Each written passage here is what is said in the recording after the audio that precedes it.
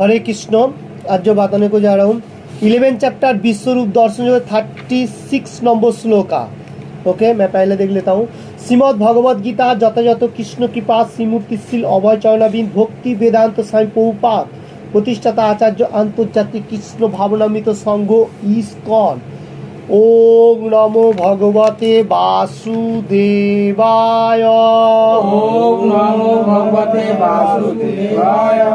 ओम नमो भगवते वासुदेवाय। ओम नमो भगवते वासुदेवाय। ओम नमो भगवते वासुदेवाय। ओम नमो भगवते वासुदेवाय। हरे कृष्ण। 11 चैप्टर विश्वरूप दर्शन जगत से 36 नंबर श्लोक Shrimad Bhagavad Gita as it is से अर्जुन उवाच। बोलिए। अर्जुन उवाच। स्थाने ऋषिकेश तव प्रकीर्ता स्थानो ऋषिकेश तव प्रकीर्ता जगत् प्रहिष तनुरजते च जगत्प्रहिष रक्षांसि भीतानि दिशो द्रवन्ति सर्वे नमोऽस्सन्ति च सिद्ध संगाः। सर्वे नमोऽस्सन्ति च सिद्ध संगाः। Again now Srimad Bhagavad Gita as it is 11 chapter Vishwarup Darshan 36 number shloka. Arjuna uvacha। Arjun उवाच। स्थाने ऋषिकेश तव प्रकीर्ता स्थाने ऋषिकेश तव प्रकीर्ता जगत्प्रहिष तनुरजते च जगत्प्रहिष तनुरजते च रक्षांसि भीतानि दिशो द्रवन्ति रक्षांसि भीतानि दिशो सर्वे नमोऽस्सन्ति च सिद्ध संगाः। सर्वे नमोऽस्सन्ति च सिद्ध संगाः। ओके, फिर से मैं एक बार बताने को जा रहा हूँ 11 चैप्टर विश्वरूप दर्शन जोग से 36 नंबर श्लोका। अर्जुन उवाच। अर्जुन उवाच। स्थाने ऋषिकेश तव प्रकीर्ता स्थाने ऋषिकेश तव प्रकीर्ता जगत्प्रहिष तनुरजते च जगत्प्रहिष तनुरजते च रक्षांसि भीतानि दिशो द्रवन्ति रक्षांसि भीतानि दिशो द्रवन्ति सर्वे नमोऽस्सन्ति च सिद्ध संगाः। सर्वे नमोऽस्सन्ति च सिद्ध संगाः। ओके, एक बोलिए प्रभु जी। हाँ बोलिए। শ্রীমদ্ ভগবদ গীতা যথাযথ वेरी गुड। অধ্যায় 11 চ্যাপ্টার বিশ্বরূপ দর্শন যোগ 36 নম্বর 36 নম্বর শ্লোক। অর্জুন উবাচ। স্থানে ঋষিকেশ তব ঋষিকেশ তব প্রকৃতা জগৎ প্রহেশ তনুরজতে চ वेरी गुड। रक्षांसि भीतानि दिशो द्रवन्ति सर्वे नमस्सन्ति च सिद्ध संगाः। Very good. नेक्स्ट बोलिए कोई, आप बोलिए। श्रीमद् भगवद गीता যথাযথ অধ্যায় 11 বিশ্বরূপ দর্শন শ্লোক 36। अर्जुन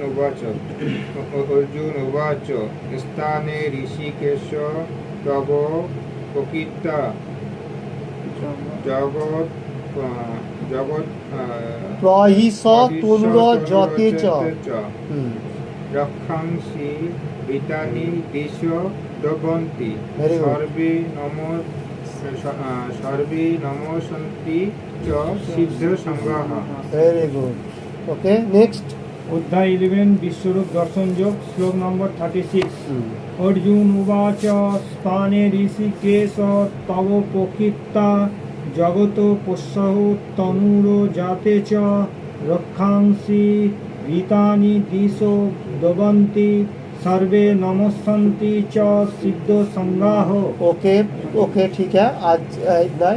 अभी इसका वर्ड बाय वर्ड बेंगोली में देख लेता हूँ। अर्जुन उवाच। अर्जुन उवाच। अर्जुन बोले अर्जुन बोले स्थाने स्थाने युक्ति युक्तो युक्ति युक्त হিসিকেশ, ঋষিকেশ হে হিসিকেশ, হে ঋষিকেশ তব তব তোমার তোমার প্রকীর্তা প্রকীর্তা মহিমা কীর্তন দ্বারা মহিমা কীর্তন দ্বারা জগৎ জগৎ সমগ্র বিশ্ব সমগ্র বিশ্ব বহিঃসতি বহিঃসতি হিষ্ট হচ্ছে, হিষ্ট হচ্ছে, অনুরজ্জাতে অনুরজ্জাতে অনুরক্ত হচ্ছে, অনুরক্ত চ চ এবং এবং রক্ষাংসি রক্ষাংসি রাক্ষসেরা রাক্ষসেরা ভীতানি ভীতানি ভীত হয়ে ভীত হয়ে দিশ দিশা দিক সমূহে দিকসমূহে দ্রব্যন্তী দ্রব্যন্তী পলায়ন করছে, পলায়ন করছে, সর্বে সর্বে সমস্ত সমস্ত নমস্বন্তী নমস্বন্তী নমস্কার করছে, নমস্কার করছে, চ চ ও ও সিদ্ধি সিদ্ধি संगाह सिद्ध संगाह सिद्धगण। सिद्ध इसका बेंगली अनुवाद देख लेता हूँ।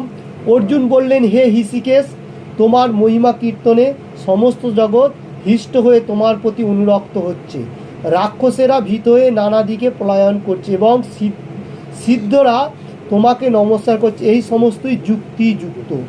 इसका मीनिंग्स अर्जुन हिसिकेश मतलब कृष्ण भगवान सुप्रीम पर्सनैलिटी गॉड को हिसिकेश बोल के सम्मान दे रहा है, क्योंकि हमारा जो इंद्रिय है इंद्रियों के कंट्रोल कर रहे हैं, पंचम इंद्रिय जो है एवरीथिंग, और इसलिए कृष्णा का गुणगान कर रहे हैं जितना सारी सिद्धि पुरुष वो लोग नमस्कार कर रहे एवरीथिंग, और राक्षस लोग क्या कर रहे हैं भगवान का विश्व रूप देखने के डिमोन जो है देखने का साथ साथ मतलब क्या कर रहे हैं डर के भाग रहे हैं वहाँ से। ओके, तात्पर्य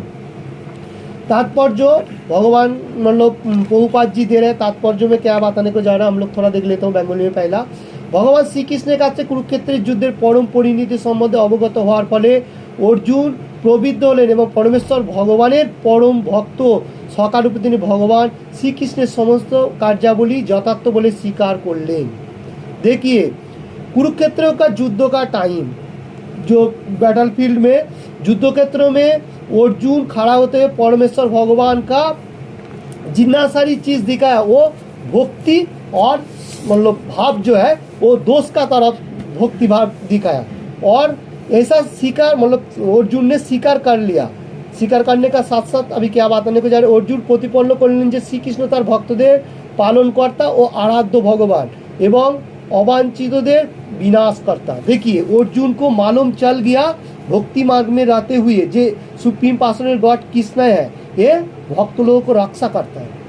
हम लोग देखा ना बहुत सारी जगह में किधर किधर जैसा प्रहलाद महाराज को रक्षा किया, तब फिर बहुत सारी मतलब रक्षा किया, जैसा हमारा इसको हरिदास ठाकुर को रक्षा किया, ऐसा बहुत सारी एग्जाम्पल है।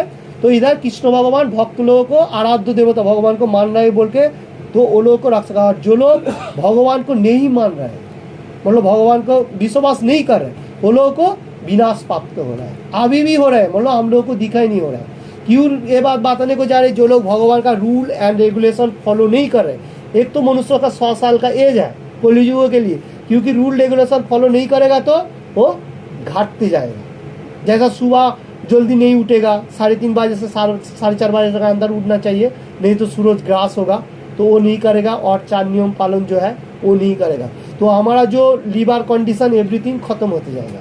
कितना भी हम लोग दवाई ले लूँ मेटीरियल जगत का फिर भी वो काम का ज़्यादा नहीं रहेगा, वो एज कम हो जाएगा धीरे धीरे और बीमारी में क्लेशदायक होगा। एक भगवान का वाणी है क्योंकि इसमें कोई कुछ नहीं कर सकता है।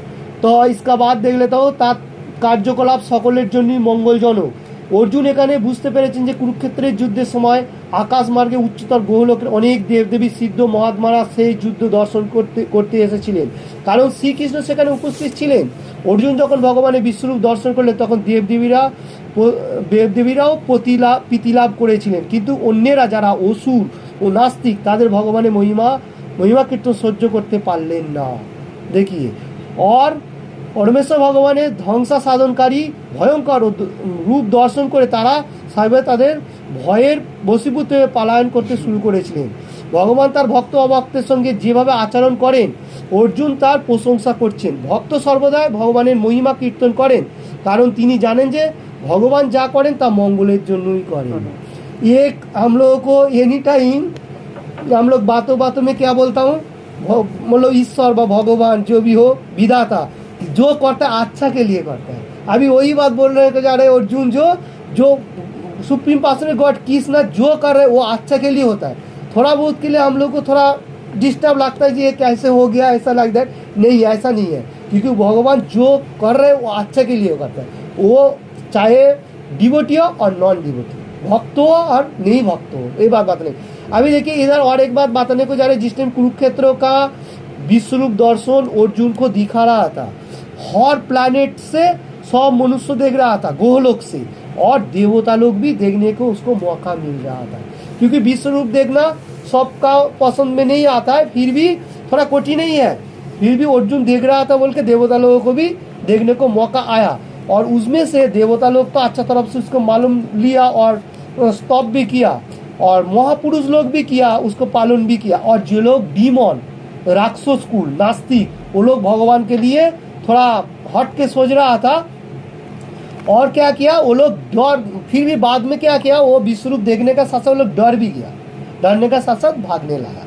क्योंकि जिस टाइम देख रहा है जो वो लोग असुर लोगों का, बहुत सारे असुर का क्या हुआ, वो भगवान का ये जो टीथ है, प्रीवियस श्लोका में हम लोग जो देखा था, उसका अंदर से जा रहे हैं, वो मस्त सब कुछ अंदर जा रहे हैं, वो लोग ध्वंस हो रहा है। इसलिए वो लोग देखा जिस टाइम, उस टाइम भी डर गया। और जो लोग भक्ति मार्ग में, वो लोगों को डरने का कोई जरूरी नहीं, क्योंकि भगवान का हाथ में मरेगा और जिएगा, एक ही बात है। क्योंकि असुर लोगों का डर हो जाता है, क्योंकि वो लोगों को बॉडी के लिए ज़्यादा इंटरेस्ट होता है, इसलिए क्योंकि ये बॉडी क्षणस्थायी है, ये वो लोगों को मालूम नहीं चल रहा है। और अपना दापत्ति के लिए, मतलब कभी कभी क्या होता है, असुर लोग अपन खुद को भगवान सोच के बैठता है, जो मैं ही सब कुछ कर्म करे, मैं ही सब कुछ हूँ, ऐसा जो है ये फॉल्स ईगो, जो झूठा अहंकार कहा जाएगा। तो देखिए अभी इधर जो लोग भक्ति मार्ग में है, वो लोग ऐसा नहीं सोचता है। वो लोग सोचते हैं ठीक है भगवान हमको बॉडी दिया, वो क्या करने का, भगवान का गुणगान करने का, अपना जो कर्म वो करने का, बाकी इतना जरूरी नहीं है। भगवान का गुणगान और अपना कर्म जो है वो करेगा, जो जिसका कर्म है। हाँ, अभी ख्याल रखना पड़ेगा भगवान क्या बताने को जा रहे, कर्म का वो थोड़ा हट के देखना बाद में। ओके, तो अभी जो इधर है वो अपना कर्म और भक्ति मार्ग में रहते हुए भगवान का गुणगान कर रहे हैं, और भगवान जो भी कर रहे हैं वो हमारा अच्छा के लिए कर रहे हैं। जो भी होने दो, अगर कोई कठिनाई होने दो, वो भी अच्छा के लिए हो रहा है, क्योंकि भगवान सबका मालिक है, और हमारा अंदर में, बॉडी का अंदर क्या हो रहा है ना, सब कुछ मालूम है भगवान को। भगवान चाहे तो हमारा बीमार भी देगा, और बीमार ठीक भी करेगा, ऐसा नहीं है जो नहीं करेगा। भगवान ये भी वादा दिया, जो मेरा गुणगान कर रहे हैं उसको मैं ही देखभाल करने वाला हूँ। एनी टाइम शास्त्रों के ऊपर कृष्ण भगवान बताया।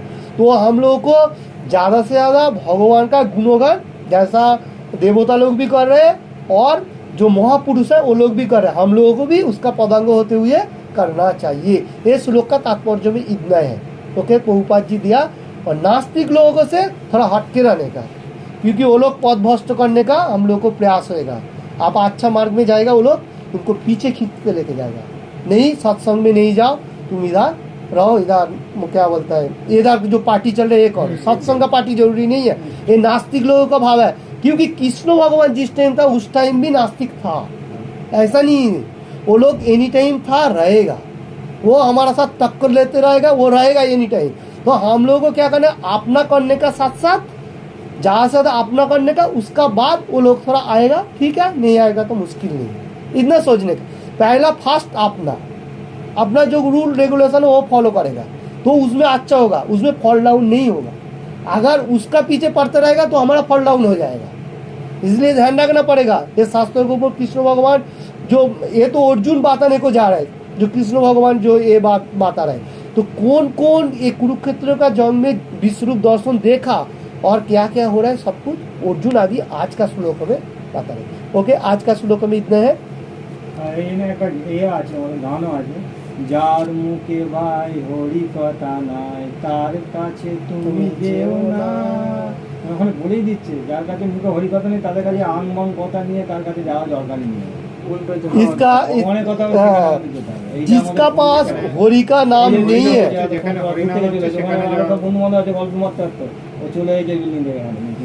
देखिए जो लोग भक्ति मार्ग में है वो लोगों को मालूम है, जो लोग मतलब डिवोटी नहीं है, भक्त नहीं है, वो लोगों को पास इसलिए कृष्ण भगवान का भक्त लोग नहीं जाने को बोल रहे हैं। क्यों? क्योंकि वो लोग तुम्हारा बातें सुनने को तो जरूर नहीं होगा, वो दूसरा कोई बातें तुम्हारा सामने फोकस करेगा, जिसका कोई काम ही नहीं है। सेफ मेटीरियल जगत में और आपका डैमेज करेगा दिमाग को।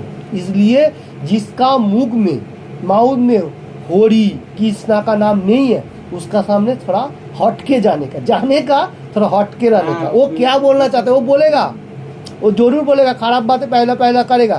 अगर उसका मार्क थोड़ा रहेगा तो धीरे धीरे भक्ति मार्ग में आने का चांस रहेगा। तो हम लोगों को थोड़ा केयर रहना पड़ेगा। अभी बोलिए प्रभु जी क्या बोलना चाह रहे हैं? সন্ন্যাসী বাবু বলতে এখান থেকে না গোলসুপ থেকে ছুটে ছুটে আসছে যে এখানে প্রোগ্রাম হচ্ছে, গিয়ে আমি ওখানে একটু কথা শুনে তারপর চিন্তা করে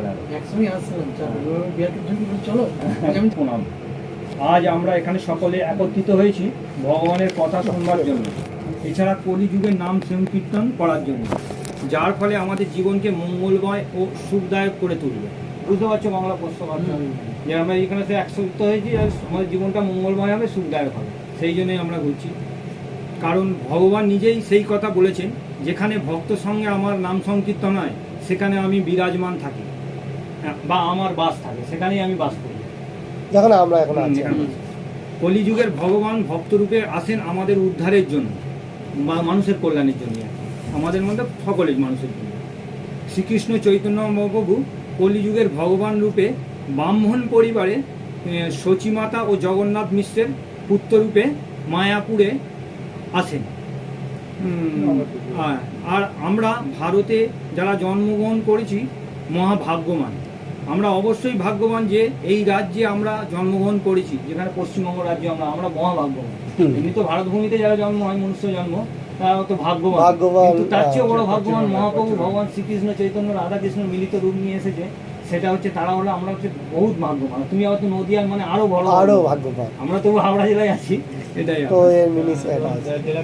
হ্যাঁ। আমরা জন্মগ্রহণ করেছি, তিনি বলে গেছেন কলিযুগের একমাত্র যজ্ঞ হচ্ছে নাম সংকীর্তন। অনেক রকম যজ্ঞ আছে, সব নানাবো। তো নাম সংকীর্তন হচ্ছে নাম সংকীর্তন মহামন্ত্র, যা প্রত্যেক মানব জাতিকে তার প্রকৃত স্বরূপকে ও পূর্ণ চেতনা এবং জ্ঞানের মাধ্যমে সঠিক আলয়ে ফিরে নিয়ে যেতে সাহায্য করে। সঠিক আলোটা কি? ভগবত গোলক বৃন্দাবন, ভগবানের যেখানে আর বাপু সেই জগতে আসতে হবে। হ্যাঁ, প্রকৃত স্বরূপের চেতনার মাধ্যমে আলয়ে ফিরে নিয়ে যেতে সাহায্য করবে বা অগ্রসর হতে সাহায্য করবে। মহাপ্রভু বলেছেন, ভারত ভূমিতে মনুষ্য জন্ম হইল যার জীবন সার্থক করি কর পর উপকার। মানে আগে নিজের জীবনকে সার্থক করতে হবে, জ্ঞান অর্জন করে আরো বন্ধু বান্ধবকে নিয়ে যাতে ভগবানের স্মরণে নিয়ে যেতে পারি, এটা আমাদের কোশিশ করতে হবে। আগে নিজেকে মানতে হবে, আগে আচার তারপর প্রচার। আমি আচার করছি না, আমি ওকে বলবো তাহলে তো হবে না, এটা হতে সম্ভব। নিজে কিছু জানতে হবে, এই এইটা আমার ক্ষুদ্র প্রয়াস, এটা আমি কিছু জেনেছি বলে আমি সেটা লিখেছি, আমি তোমার কাছে প্রকাশ করছি। হ্যাঁ, শুনছি। এবার তুমিও কাউকে 5টা 5জনকে বলবে, তখন সেটা ভালো হবে বিচারটা। তো এখানে ভগবানের যা কিছু কথা আলোচনা হবে সম্পূর্ণ স্বাস্থ্যসম্মত বা গুরু পরম্পরা কিংবা প্রামাণ্য দৃষ্টান্ত। এটা কোনো আমার নিজস্ব মতবাদ নয়, এটা হচ্ছে আমাদের গুরু পরম্পরা, যেটা হয়ে আসছে ভগবান থেকে ব্রহ্মা থেকে নারদ থেকে যেসব মুনি আছে, সব গুরু পরম্পরা। লাস্টে প্রভুপাদ এসে আমাদের ঘরে সেই শিক্ষাটা দিয়েছে, আমরা সেটাকে প্রচার করছি সচরাচর। গুরু পরম্পরা কিংবা ভগবানের উক্তি এবং প্রামাণ্য বিষয় আমার কোনো নিজস্ব মতবাদ নয়। এটা যেমন 4 যুগের মধ্যে চার যুগের মধ্যে মানুষ সত্য যুগে ভগবান নারায়ণের ধ্যান যজ্ঞ করত।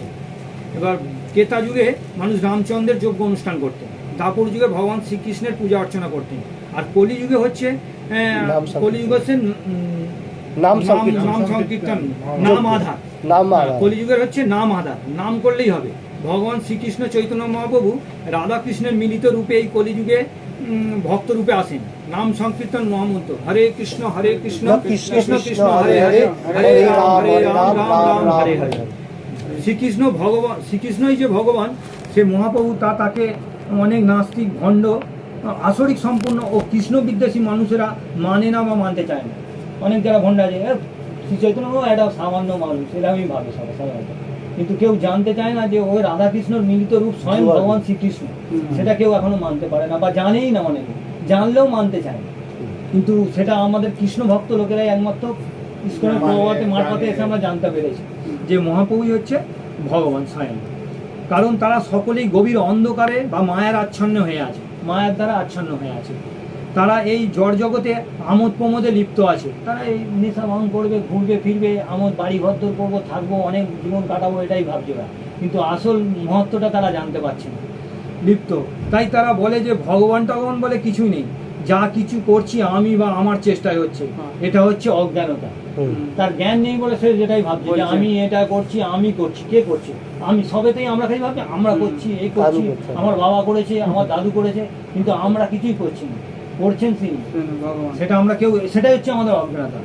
ভগবান শ্রীকৃষ্ণ এই অজ্ঞানতা দূর করার জন্যই তিনি ভক্তরূপে মহাপ্রভু গৌরাঙ্গ আবির্ভূত হয়েছিলেন নিমাই, যার নাম নিমাই এবং গৌরাঙ্গ, তিনি মহাপ্রভু, হ্যাঁ। তিনি শ্রীকৃষ্ণ, ভগবান স্বয়ং শ্রীকৃষ্ণ ছাড়া অন্য কিছু। হুম। অবতার অনেকে অবতার নিয়েছেন, রাম বা বামন, যেমন নৃসিংহদেব, এরা অবতার।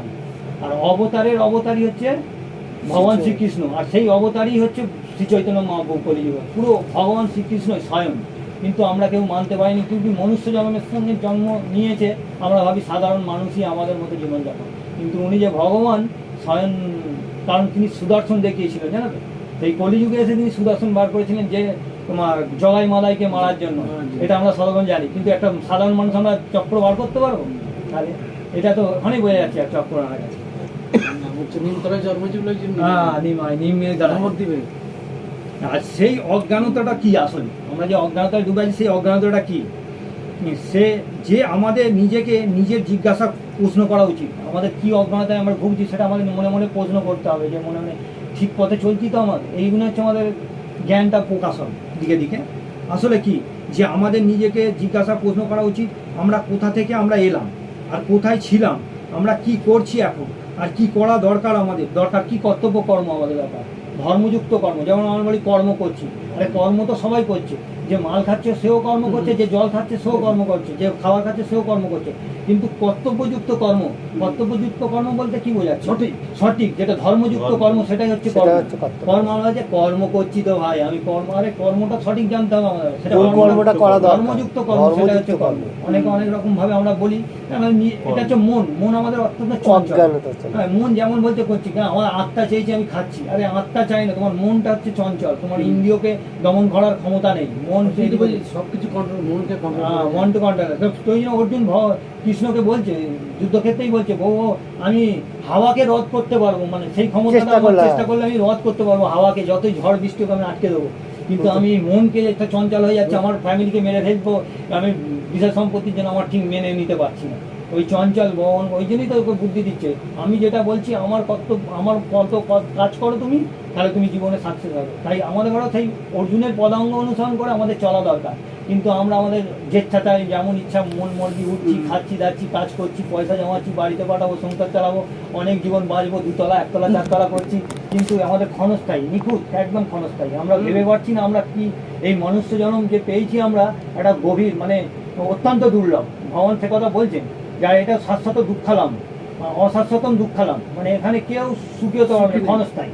এখানে সেইগুলোই বলছে যে কর্তব্য কর্মযুক্ত, পরবর্তীতে আমরা কোথায় যাব সেই কথা আমরা কেউ ভাবছি না।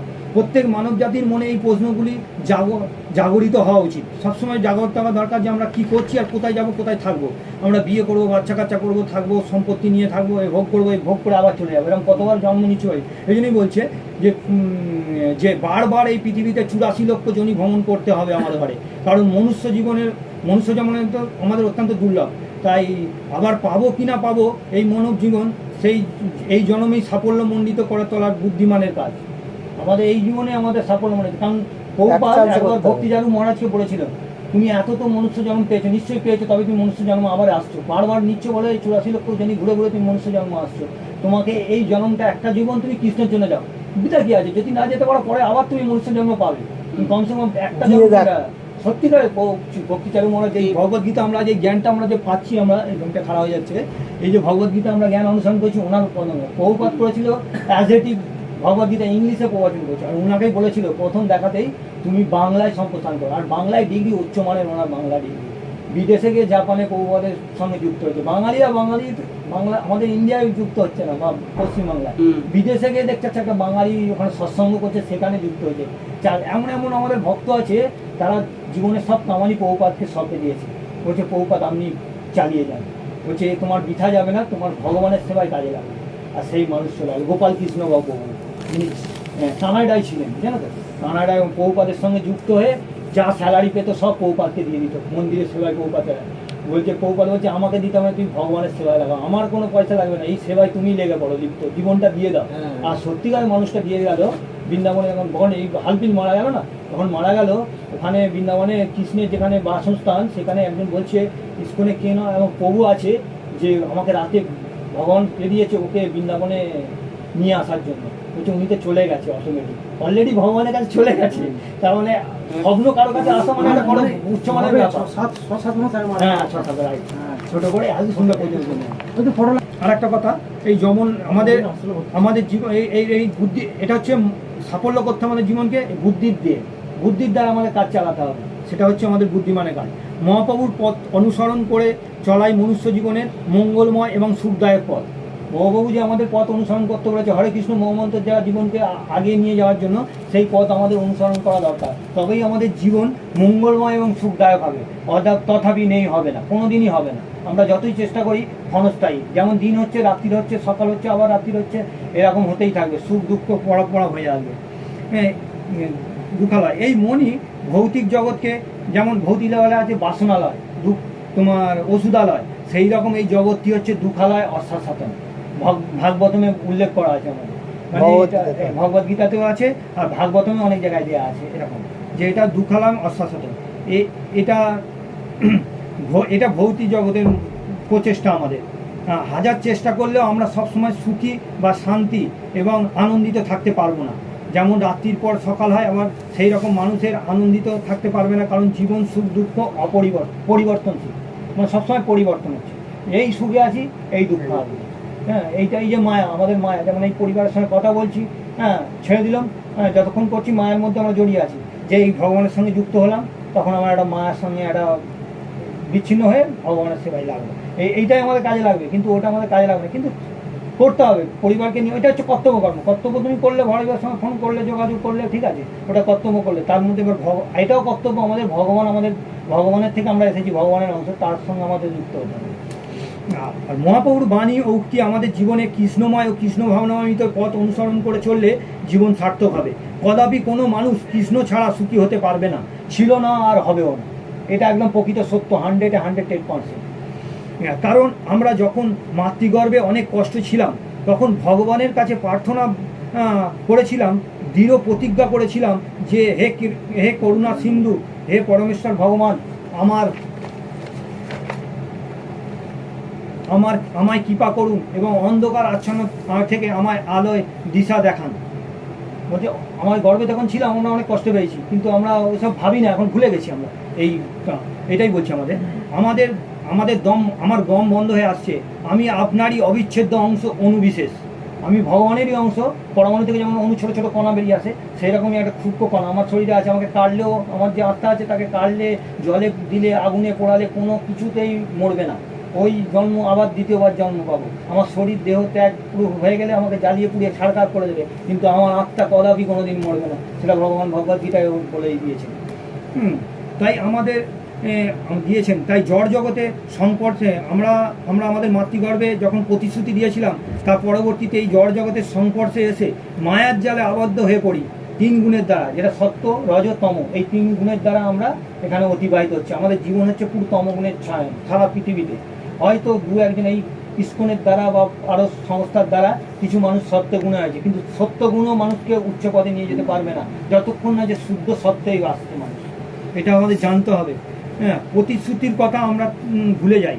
তাই আমাদের জন্ম মৃত্যু জড়া ব্যাধির চক্রে বারংবার ঘুরতে থাকছিলাম, বারবার এরকম আসছে। আমরা কতবার মনুষ্য জন্ম পেয়েছি আমাদের ধারণার বাইরে, কিন্তু এইটাই যদি একটা জীবন আমরা যদি ভগবানের সেবায় দিই, হ্যাঁ আমরা গৃহস্থই আছি, গৃহস্থর মধ্যে থেকেই ভগবানকে মধ্য রেখে সেটাকে আমাদের জীবনকে অতিবাহিত করতে হবে। কদাপি না হলে আমাদের কোনো কাজ হবে না। সে যে যেমন পয়সা থাকে, ব্যাচেলার থাকুক আর গৃহস্থই থাকুক, সংসার ধর্ম বাচ্চা কাচ্চা মানুষকে চলতে হবে। এটা হচ্ছে আমাদের কথা। মায়া শক্তি হচ্ছে ভগবানের শক্তি, বহিরঙ্গ শক্তি। মায়া শক্তিটা হচ্ছে বাইরের জগতের শক্তি, এটা ভগবানেরই শক্তি, মায়াটাও ভগবানের। আর এবং অন্তরঙ্গ শক্তি হচ্ছে চিৎ শক্তি, ভগবানের উপর মনে, যে বৈকুণ্ঠ ধাম বা গোলক বৃন্দাবন, ওখানকার শক্তি। তো ভগবত ধামের অপাকিত নামের শক্তির দ্বারা এই কলিযুগের মায়া শক্তি বিরুদ্ধে ভগবানের আন্দোলন। এই যে মায়া শক্তির সঙ্গে হরে কৃষ্ণ মহামন্ত্র, যে অন্তরঙ্গ শক্তি ভগবানের, এর দ্বারা আমাদের আন্দোলন চলছে, যেটা হরে কৃষ্ণ মহামন্ত্রের দ্বারা আমরা মায়াকে বদ্ধ করে আমরা ভগবানের কাছে ফিরে যেতে পারি। সেটাই আমাদের করোনা দরকার। সেই সেই যা মহাপ্রভু দিয়ে গেছেন এই মহামন্ত্র দ্বারা, হরে কৃষ্ণ কৃষ্ণ কৃষ্ণ হরে হরে, হরে রাম রাম রাম হরে হরে। কলির মানুষ মায়ার কবল থেকে মুক্ত হয়ে নিজের আলয় বা প্রকৃত বাড়িতে ফিরে যেতে পারবে ভগবদ্ধামে, যখন কোনো মানুষ প্রকৃত চেতনার উদয় হবে। কখন হবে? যখন আমার প্রকৃত চেতনা হবে, যে আমার মধ্যে চেতনা জেগেছে কিন্তু আমি যেতে পারছি না, কিন্তু মায়ার মধ্যে বেঁধে আছি। হ্যাঁ, কখন হবে? যখন তুমি এই হরে কৃষ্ণ মহামন্ত্র করতে থাকবে দিনভর। কিন্তু আমাদের ফোকাস রাখতে হবে সবসময় যে আমাদের হরে কৃষ্ণ মহামন্ত্রটা 99% করতে হবে দিনে। মানে যখনই পারবে উঠতে বসতে খাইতে শুতে রোখতে, যখন কোনো বাদ বিচার নেই কোনো। এই জন্যই দিয়ে গেছে কলিযুগের মন্ত্র যে আমরা অনেক ভাবে বাথরুমে যাচ্ছি, আরে বাথরুমে যেতে যেতে যদি আমি মারা যাই তাহলে তার যেতেই পারলাম না। হরে কৃষ্ণ মহামন্ত্রটা করতে করতে আমি যদি চান করি, যদি আমি হাঁটাটা, এখন তো মানুষের যত মুহূর্তে হাঁটাটা হয়ে যাচ্ছে, আমি যদি মারা যাই আমার কোনো প্রবলেম নেই, ভগবান আমাকে টেনে নেবে, যে আমার নাম করেছে ওকে নেবে, যমরাজ এসে আনতে আসবে না, তার আগে ভগবান বিষ্ণুদূত পাঠিয়ে দেবে, 16 বছরের যুবক সেজে আমাকে নিয়ে যাবে। তুমি খালি দেখবে আমাদের একটা বইটার নাম কি, ওই বইটা আছে ছবি, হ্যাঁ ওই বই, আরেকটি সুযোগ, আরেকটি সুযোগ বইটা আছে, প্রভুপাদেরই বই। তুমি পড়লে ধারণার উপলব্ধি করতে পারবে যে কিভাবে বিষ্ণুতে ভগবানকে নিয়ে যাচ্ছে আর কি। অজামিল যে ভগবানের নারায়ণ নাম নিয়ে ছেলের নাম দিয়েছিল নারায়ণ, তার জন্য যমদূতরা এসে ওকে আনতে এসেছিল, কিন্তু ওকে নিয়ে যেতে পারেনি। কিন্তু যমদূতের আগে বিষ্ণুদূত ডেকেছে, কেউ তো নারায়ণ ডেকেছে, কিন্তু ওর ভগবানকে হিসেবে ডাকেনি, ওর ছেলে হিসেবে ডেকেছে। কিন্তু ভগবানের এতই লীলা যে সে আমার নাম মাত্র, সামান্য তুচ্ছ নাম মাত্র যদি নেয়, তাকে সে আমাকে যমরাজ তাকে নিতে পারে না, এটা হচ্ছে ভগবানের ক্রিয়া। তো কলির মানুষ মায়ার দ্বারা ভগবদ্ধায় যায়। যখন কোনো মানুষ প্রকৃত চেতনার উদয় হবে, সে দেহের স্বরূপ সম্বন্ধে উপলব্ধি হবে যে দেহ নয়, সে আত্মা এবং পরমাত্মার সঙ্গে যুক্ত এবং পরমেশ্বর অংশ বিশেষ। সে যখন তার চেতনাটা কি হবে, যে সে তার দেহ নয়, যে আমি আমার দেহ চুলফুল হয়ে যাচ্ছি, রেলা দিচ্ছি একটু, এইসব এটা কোনো ব্যাপার নয়, মুখে ক্রিম লাগাচ্ছি ফর্সা হবে, এটা আমার দেহ নয়, এ আমার থাকবে না, কোনো দিনই থাকবে না। এরকম দেহ অনেকবার পেয়েছি, হচ্ছে আমি বিশ্ব সুন্দরী হয়েছি, পুরুষ হয়েছি, নারী হয়েছি, কি হয়েছি তার কোনো ঠিক নেই, হ্যাঁ, কিন্তু এই দেহ আমার থাকবে না। কিন্তু আমার ভেতরে যে আত্মাটা আছে সেটা পরমাত্মার সঙ্গে যুক্ত, ভগবানের সঙ্গে যুক্ত, ভগবানের ভগবানের অংশ বিশেষ, সামান্য অংশ বিশেষ। কিন্তু ভগবান পুরো পরমাত্মা, আমরা তার অংশ, সামান্য তুচ্ছ। যেমন সোনা একটা ডালা 24 ক্যারেট, তা থেকে 14 ক্যারেট, 12 ক্যারেট, 10 ক্যারেট, সেই রকম আমরা ওই 9 ক্যারেট, 2 ক্যারেট, 1 ক্যারেট মানুষ। ভগবান হচ্ছে পিওর 24 ক্যারেট। এটা আমাদের জানতে হবে, যেহেতু আমাদের জুয়েলারিতে আছে, সেটা আমাদের বুঝতে সুবিধা হবে নিশ্চয়ই। তো এটা আমার উপলব্ধি, এটা আমাদের করা দরকার। সংযুক্ত পরমেশ্বরের অংশ অনু দেহ পরিবর্তনশীল, আমাদের দেহ সবসময় পরিবর্তন হচ্ছে। কেমনভাবে? আমরা দেখেছি, আমরা ছোটবেলায় ছিলাম, সেই শিশুকালটা আমরা আছে আর নেই। হ্যাঁ, আমরা শিশুর পর কি এলাম, শৈশব এসে গেলাম, একটু এলাম, তারপরে আবার কিশোর হলাম, তারপরে যৌবন হলাম, যৌবন ইয়ং বয়স, তখন কিছুটা সময় আমরা স্থির থাকলাম, যৌবন হয়ে গেল, বিয়ে শাদী করে বাচ্চা কাচ্চা কিছুটা সময় গেল, ওই সময়টা কিছুটা থাকবে লং টাইম। তারপরে যখন আমরা বৃদ্ধ হয়ে গেলাম, তারপর আমরা বুঝতে হবে যে এই স্বরূপটি সম্বন্ধে, যে দেহটি আমার শিশুকালে পেয়েছিলাম, তা পুনরায় পরিবর্তন হয়ে বৃদ্ধতে পরিণত হয়েছে। আমরা ভুলে গেছি, কিন্তু আমাদের শৈশব একটা ছোট ছিল, কিন্তু এটা কে করছে সেটা আমাদের জানা দরকার। কেউ তো আছেন আমাদের এই দেহটিকে পরিচালনা করছেন, কেউ তো আমার মধ্যে আছে, নাহলে আমার সেই ছোটবেলার জীবনটা আমার কোথায় গেল, খুঁজে পাবো আমরা না? আমার এই ফটোতে হয়তো দেখা যেতে পারবে যে এইটা আমি ছোটবেলা ছিলাম, আমার মেয়ে বাচ্চা ছেলে পুলেকে আমরা দেখাতে পারবো, কিন্তু সেটা আমরা পারছি না। এই সত্যটা যখন আমার উপলব্ধি করবে, যখন যে এই সত্যটি উপলব্ধি করবে, তখন তার মধ্যে চেতনার উদয় হবে। যখন আমাদের মধ্যে এই চেতনাটা হবে যে আমার দেহটা কোথায় গেল, তাহলে আমি তো দেহ নয়, আমার ভেতরে কেউ তো একজন আছে, তাহলে এটা আমাদের উপলব্ধি যখনই হবে, সেই চেতনার উদয় হবে, তখন আমার মনে অনেক জিজ্ঞাসা প্রশ্নের উদয় হবে, এবং সে তাকে কোনো শুদ্ধ ভক্তের, আমাদের মনে হবে জিজ্ঞাসা প্রশ্নের উদয় হবে, তখন কোনো শুদ্ধ ভক্তের সান্নিধ্যে থেকে সদ্গুরুর কাছে, যেমন আমরা সদ্গুরু, একটা পরাশপ্রভু আমাদের সদ্গুরু হিসেবে আমরা এখন পরিচালনা করছি, যেমনই হোক সেটা তো করছে, আমরা সেই টানে তো আসছি বা যোগাযোগ করছি, সেটা আমাদের কাছে সদ্গুরুর কাছে যেতে হবে, এবং তাদের কোনো শুদ্ধ ভক্তের সান্নিধ্যে যেতে হবে, এবং সমস্ত প্রশ্নের উত্তর পারবেন, যাতে কোনো জীবনের উদ্দেশ্য সম্বন্ধে পরিচয় করে দেয়, এবং প্রশ্নের উত্তর দিতে পারবেন, সম্বন্ধে পরিচয় করিয়ে দেবেন। আর গুরু কেমন হবে, হ্যাঁ, গুরু কেমন হবে সেটাও আমাদের শাস্ত্রে আছে। যথার্থ গুরু কি? প্রামাণ্য গুরু, যেটা পরম্পরা হয়ে আসছে আমাদের প্রামাণ্য, যে হ্যাঁ এই গুরুটা সঠিক, যে গুরু পরম্পরা, যেটা আমাদের চৈতন্য চরিতামৃতে 8 নম্বর অধ্যায় 128 নম্বর শ্লোকে দেওয়া আছে। কিবা বিপ কিবা নাসি শুদ্ধ জ্ঞানে নয়, যেই কৃষ্ণ তত্ত্ববেত্তা সেই গুরু হয়। আমাদের এখানে বলা হয়েছে যে কোনো বর্ণের মানুষই হোক গুরু হতে পারবেন যদি তিনি কৃষ্ণ তত্ত্ব সম্বন্ধে যথাযথ জানেন, যে কোনো নিচু জাতেরই হোক যেমনই হোক যথার্থ জানেন, যে কোনো উচ্চকুলি হোক নিচুকুলি হোক জন্মগ্রহণ করুক না কেন, সাধারণত গুরু পরম্পরা দ্বারা যথার্থই সদ্গুরু মানুষের জীবনকে উজ্জ্বলিত ও প্রস্ফুটিত করে তুলবে। কারণ কোনো মানুষই করতে পারবে না, যে কৃষ্ণ তত্ত্ব জানবে, যে কৃষ্ণ থেকে আমরা এসেছি তবেই সে কৃষ্ণ তত্ত্বটা জানবে, নাহলে অন্য আদার্স গুরু এরকম অনেক মার্কেটে ঘুরে বেড়াচ্ছে, সেটা আমাদের জানতে হবে। নাহলে যে কোনো একটা নিয়ে আমরা মালা ঘটি নিয়ে ঘুরবো হরে কৃষ্ণ, তাহলে হবে হরে কৃষ্ণটা, কিন্তু হরে কৃষ্ণও বলে না অনেকে, অন্য অন্য নিজের গুরু মানে দিয়ে নাম দিয়ে ভাঙিয়ে দুটো পয়সা কামাবার চক্র আছে। তাই প্রত্যেক মানুষের জীবনে গুরুর শিক্ষা, প্রথম গুরুর শিক্ষা নিতে হবে। যেমন আমরা এই প্রভুদের যারা দীক্ষা নিক বা নাই নিক তাদের থেকে আমরা শিক্ষাটা নিচ্ছি, তারপরে আমরা দীক্ষা নেব। এই দুয়ের প্রয়োজনীয়তা অবশ্য, আমাদের প্রত্যেক জীবনে গুরুর শিক্ষা এবং দীক্ষা দুয়েরই প্রয়োজনীয় আবশ্যক। তার প্রমাণ আমরা শাস্ত্রে পাই। ভগবান নিজে গুরু গ্রহণ করেছিলেন, রামচন্দ্র, শ্রীকৃষ্ণ এবং কলিযুগের ভগবান শ্রীকৃষ্ণ চৈতন্য মহাপ্রভু, এবং ভগবানরাও নিয়ে গেছেন গুরু জ্ঞান দীক্ষা, যারা আমরা ওই পদ অনুসরণ করে আমরা চলতে পারি। রামচন্দ্রের গুরুর নাম ছিল, কি নাম ছিল রামচন্দ্রের গুরুর নাম? জগন্নাথ গুরু ভাই তো ওটা গেছেন মানব জাতির কল্যাণের জন্য, যাতে আমরা গুরুর সান্নিধ্যে থেকে জীবনকে সঠিক মার্গে অতিবাহিত করতে পারি। তাই আমাদের মনুষ্য জন্মকে সার্থক করার জন্য যথার্থ গুরুর চরণাবিন্দে আশ্রয় গ্রহণ করা দরকার উচিত, এবং তা না হলে খেয়াল খুশি মতো জীবন পরিচালনা করে নিতান্তই মূর্খতা, সময়ের অপচয় মাত্র। একদম বলেই দিচ্ছে এখানে। তো আমার এটা নিজস্ব কোনো মতবাদ নয়, বা আমি যা শুনছি বা শাস্ত্র অধ্যয়ন করছি বা গুরু কৃপায় সাধু সঙ্গ করছি, প্রবচন শুনছি, তোমাদের ছোট বড় সবাই অনুপ্রেরণায় নিয়ে আমি সেটুকু চেষ্টাই করেছি। এটা কোনো আমার নিজস্ব মতবাদ না, একদমই না, এক চুলো আমি করতে পারবো না, যেহেতু ভগবানের যদি না কৃপা আমার মধ্যে থাকে, ভগবানের বা গুরুদেবদের কৃপায় যায়। তাই আমাদের মনুষ্য জীবনকে সার্থক করার জন্য গুরুর চরণাবিন্দে আশ্রয় গ্রহণ করা উচিত। তাও না হলে খেয়াল খুশির মতো জীবনযাপন করা নিতান্তই মূর্খতা আর সময়ের অপচয় ছাড়া কিছুই নয়। খালি সমাজের উৎপাতের সৃষ্টি হবে। মানে উল্টো পাল্টা যদি আমরা কাউকে দিই প্রবচন, তাহলে সে কী করবে? অসৎ পথেই চলে যাবে, সৎ পথে যেতে হবে না, সেটা উৎপাত হবে। একটা কথাই আছে, উৎপাতে মানুষ একদম চলে যাবে সাইডে। তাই এক প্রকার আত্মঘাতীর মতো, মানে আত্মহত্যা করলে যেটা হয়, মানুষ যদি কাউকে আমি বলি তুই মাল খাচ্ছিস, তুই এই অ্যাসিডিটিওয়ালা ইনোটা খা, তাহলে তোর শরীর হবে। তাকে কিন্তু যে বেশি খাচ্ছে বলে তাকে বলবো না যে কম খা, শরীর তো সুস্থ থাকবে। তাকে আমি কি জ্ঞান দিলাম, তুই ইনোটাকে ঠিক কর, কালকে 10 প্যাকেট জায়গায় 12 প্যাকেট খাবে, তাহলে তুই তাকে কি হলো? তার আত্মঘাতী। বলেও সমাজে কিছু গুরু আছে যা ঘুরে বেড়াচ্ছে, তারা কিন্তু যথার্থ গুরুই নয়, ভণ্ড গুরু। কোথায় যেতে হবে, যাওয়ার দরকার, সেই জিনিসটাই তারা জানে না, বা তার ফলে সকলকে বিপদগামী করে তোলেন।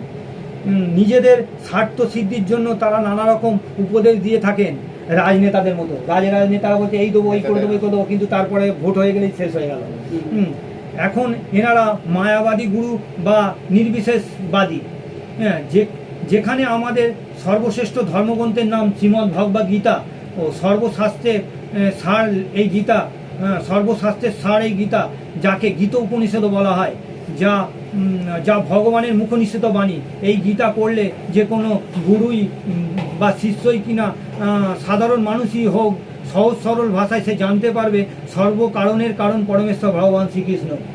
ভগবদ্গীতা আমাদের সরল ভাষায় এমন লেখা আছে যে কেউ পড়লেই, গুরুই হোক শিষ্যই হোক, যেই সাধারণ মানুষই হোক, পড়লে বুঝতে পারবে যে ভগবদ্গীতায় যে লেখা আছে শ্রীকৃষ্ণই ভগবান, পরমেশ্বর ভগবান, সর্বকারণের মূল কারণ তিনি। তাকেই অনুসরণ করলে আর আমাদের এখানে ওখানে যেতে হবে না, যে ধুমধাম ফাটিয়ে বাজি ফাটিয়ে দুর্গা পুজো কালী পুজো করার বা এ করার। হ্যাঁ, তাদের কাছে যাও, কিন্তু ভগবান তাদের কাছে প্রার্থনা করে যেন আমরা কৃষ্ণের মুখী হতে পারি বা কৃষ্ণের স্মরণে আসতে পারি, যার কাছে মুক্তি পাবো। এরকম কি অনেক সবাইকে বলা হয়েছে যে আমরা ভগবান, আপনার কাছে ব্রহ্মা নিজে খুদ বলেছে, ব্রহ্মাজি খুদ নিজেই বলেছে ব্রহ্ম সংহিতাতে, ঈশ্বর পরম কৃষ্ণ সচ্চিদানন্দ বীর্য অনাদি আদি কর্ম কারণের কারণ, অনাদির আদি গোবিন্দ, অনাদির আদি গোবিন্দ সর্বকারণের কারণ। মানে গোবিন্দ কৃষ্ণই সর্বকারণের কারণ, আমি নয়। আমি তোমাদেরকে মুক্তি দিতে পারবো না, আমি জাস্ট ভগবানকে অনুসরণ করে তোমাদের নিয়ে যেতে পারবো, এটুকু ব্রহ্মাজি খুদ বলেছে। তিনি ভগবান এর নাভি থেকে, পদ্ম নাভি থেকে, বিষ্ণু নাভি পদ্ম নাভি থেকে সৃষ্টি হয়েছে, যা পৃথিবী ব্রহ্মাণ্ডকে সৃষ্টি করার জন্য রচিত করেছে। তাহলে সেখানে আর কি বলার আছে? এই যে এই কথা বলছে, এখানেই বলেছে ব্রহ্মাজি খুদ বলছে এই ঘুরে যে সর্বকারণের কারণ পরমেশ্বর ভগবান শ্রীকৃষ্ণ, তারপরও তাদের শিষ্যদের তারপরও তারা তাদের শিষ্যদের বা সাধারণ মানুষকে ওর কাছে ওর কাছে নিয়ে ঘুরে বেড়াচ্ছে। মুদ্রা কথাটা তারা বুঝতে পারছে না, নাকি বুঝতে পারার চেষ্টা করছে না, না জেনে শুনে তারা ভণ্ডামি করেন, তা আমাদের মাথায় ঢোকে না। তারা মানুষকে বিপদগামী ছাড়া, পথভ্রষ্ট ছাড়া আর কিছুই করতে দিতে পারছে না। এখানে ব্রহ্মাজি কিন্তু বলেছে ব্রহ্মসংহিতায় 5 নম্বর অধ্যায় 1 নম্বর শ্লোকে, ঈশ্বর পরম কৃষ্ণ সচ্চিদানন্দ বিগ্রহ অনাদির আদি গোবিন্দ সর্বকারণের কারণ। পৃথিবীতে ব্রহ্মাণ্ডের প্রথম সৃষ্টি জীব, যেমন আমরা একটা জীব, ব্রহ্মাজিও একটা জীব। পৃথিবীতে প্রথম সৃষ্টি যখন জীব হয়েছে ব্রহ্মাণ্ডের, প্রথম জীব হচ্ছে ব্রহ্মাজি, যিনি ভগবান বিষ্ণুর পদ্মনাভি থেকে আবির্ভূত হয়েছেন এই জগতে। তার কথায় সন্দেহ আর অবিশ্বাসের করার কোনো প্রশ্নই ওঠে না। তিনি ব্রহ্মাজি, আমরা সবাই জানি ব্রহ্মাজি, তাহলে তার তিনি যে কালে বলছে সেখানে তারা আমাদের কোনো অবিশ্বাস করার কোনো প্রশ্নই আসে না। কোনো মূর্খ মানুষই হবেন, পাপাচারী ভণ্ড হবেন, যে ভগবান, যারা ভণ্ড পাপাচারী হবে তারাই বলবেন যে এইসব ভণ্ড কথা। এবং কি আমাদের ভগবানের এই পাপাচারী নিয়ে একটি গানও করেছেন, অহংকারী পাপী যারা আমার দেখা পায় না তারা, দীনজনের বন্ধু আমি সকলেই জানে। যারা দিনের বন্ধু, ভগবানের বন্ধু, তারা জানে। বাপী যারা অহংকারী পাপী যারা, তারা কোনোদিনই জানতে পারবে না। ঠিক আছে, হরে কৃষ্ণ। আবার অন্যদিন এরপর থেকে আবার এরকম, হ্যাঁ শনিবারে তো अच्छा, अगला शनिचर के लिए जो श्लोक रहेगा 11 चैप्टर विश्वरूप दर्शन 37 नंबर श्लोक है। कस्माच्च तेन रमे रन महत् मनो गरी असे बम्बो नो पादी कत्रे अनंत देवेश जगन्निवास तम खरम सद सत्यम परमम जत परम जत। ओके, फिर से एक बार बोले दी। ओके, लेकिन नाउ कस्माच्च तेन नमे रन महत् मनो गरीयसे ब्राह्मणोः पादिकत्वे अनंत देवेश जगन्निवास तमो खरम सत्यम परम जत। হে মহাত্মা, তুমি এমনকি বোম্বার থেকেও শ্রেষ্ঠ এবং আদি সৃষ্টিকর্তা, কেন সকলে তোমায় নমস্কার করবে না? হে অনন্ত, হে দেবেশ, হে জগন্নিবাস, তুমি সৎ অসৎ উভয়ের অতীত অক্ষর তত্ত্ব বা অবিনশ্বর ব্রহ্ম। বললো কৃষ্ণ ভগবান অর্জুন এখন এই শ্লোকটাতে বাজাচ্ছে, বাজাने को जाने जो তুমি মহাত্মা हो, सबका सृष्टिकर्ता पालन कर सब कुछ एवरीथिंग। ओके, तो अगला शनिचर के इसका लिए हम लोग चर्चा में रहेगा नए हैं। Okay, Hare Krishna, thank you watching, Hare Krishna.